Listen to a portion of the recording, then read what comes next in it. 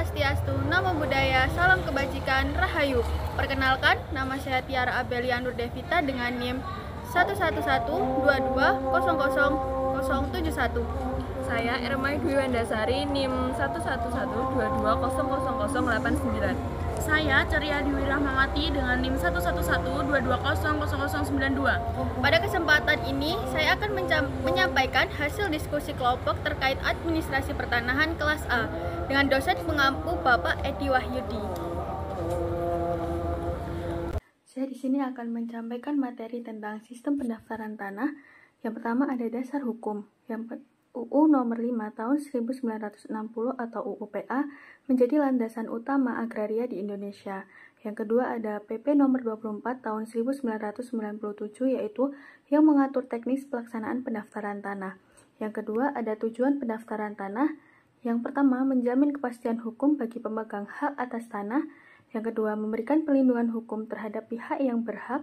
Yang ketiga menghindari konflik atau sengketa pertanahan. Yang ketiga, ada jenis pendaftaran tanah. Yang pertama, pendaftaran tanah pertama kali dilakukan untuk yang belum pernah terdaftar dan termasuk kegiatan pengukuran, pemeriksaan status hukum hingga penerbitan sertifikat. Yang kedua, ada pemeliharaan data pendaftaran, yaitu untuk memperbarui data, misalnya setelah peralihan, hak jual beli, atau warisan. Selanjutnya ada sistem pendaftaran. Di Indonesia menganut sistem publikasi negatif dengan unsur positif, yang artinya sertifikat diakui sebagai bukti sah, tapi bisa digugat jika terbukti tidak sah.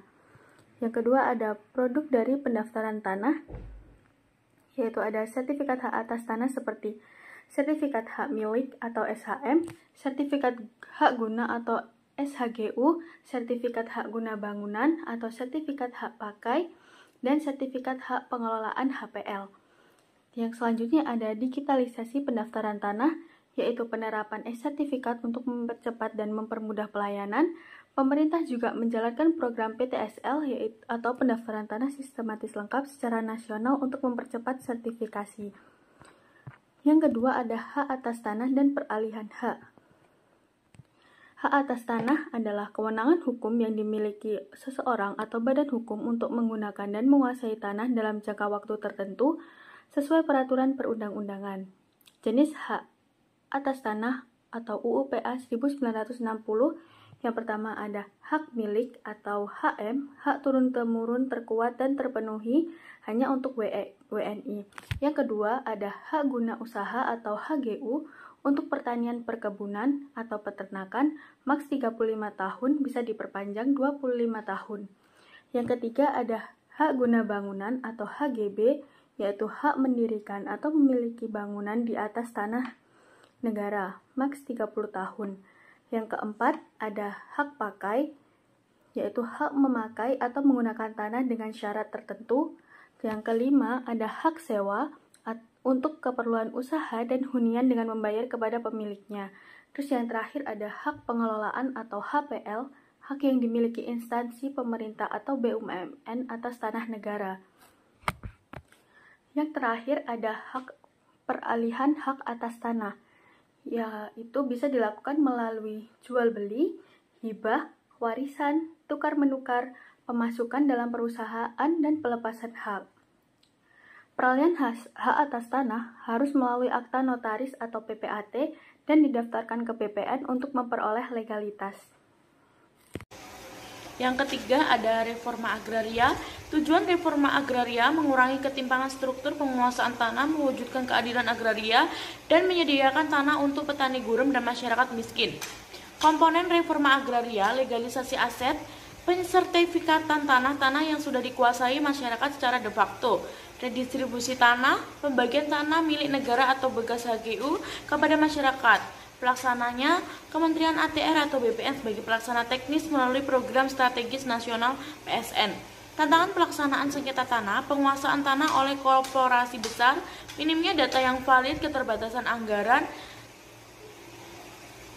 Yang keempat, ada sengketa dan konflik pertanahan. Jenis konflik pertanahan, yang pertama ada vertikal antara masyarakat dan negara atau pemerintah. Yang kedua ada horizontal antar individu, keluarga, atau kelompok masyarakat. Penyebab umum, tumpang tindih hak atau sertifikat, tidak adanya bukti hukum kepemilikan, dan lemahnya pengawasan dan dokumentasi. Konflik tanah, ulayat atau adat, ketidaksesuaian data dalam pendaftaran. Penyelesaian konflik secara mediasi, yaitu diselesaikan dengan musyawarah melalui pihak ketiga netral, misal BPN, adjudikasi, atau arbitrase. Proses yudisial dengan keputusan yang mengikat dapat dilakukan oleh bani, peradilan litigasi, jalur pengadilan jika semua upaya damai gagal, non-litigasi, penyelesaian sengketa melalui jalur di luar pengadilan. Yang kelima, ada pengadaan tanah untuk kepentingan umum. Dasar hukum yang mendasari hal ini ada pada Undang-Undang Nomor 12 tahun 2012. Tujuannya adalah untuk pembangunan infrastruktur seperti waduk, bandara, bendungan, jalan, dan lain sebagainya yang bertujuan untuk kepentingan umum. Tahapan dari pengadaan tanah ini ada 4. Yang pertama, proses perencanaan. Yang kedua, ada persiapan. Yang ketiga, pelaksanaan. Dan yang keempat, ada penyerahan hasil pengadaan tanah. Prinsip yang dipegang dari pengadaan tanah ini ada kepentingan umum, keadilan bagi pemilik tanah, partisipatif yang melibatkan masyarakat sekitar, dan adanya ganti rugi yang layak sesuai dengan nilai appraisal. Yang keenam, ada tata ruang dan zonasi tanah. Dasar hukumnya Undang-Undang Nomor 26 tahun 2007 tentang penataan ruang. Definisi dari tata ruang adalah wujud struktur ruang dan pola ruang. Sedangkan untuk zonasi, pembagian wilayah ke dalam fungsi tertentu seperti lindung, permukiman, industri, dan lain sebagainya. Jenis zonasi dan tata ruang tanah ada 4, yaitu zonasi lindung, perkotaan, industri, dan pertanian. Hubungan dengan administrasi pertanahan adalah tata ruang menentukan fungsi peruntukan tanah yang menjadi dasar pengeluaran izin dan sertifikat.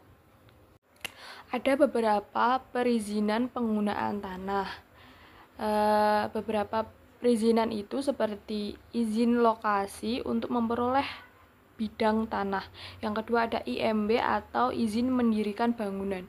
Yang ketiga ada IPR, izin pemanfaatan ruang, dan HGB atau hak pakai untuk penggunaan lahan legal tanah negara. Sekian yang dapat kelompok kami paparkan. Terima kasih. Wassalamualaikum warahmatullahi wabarakatuh.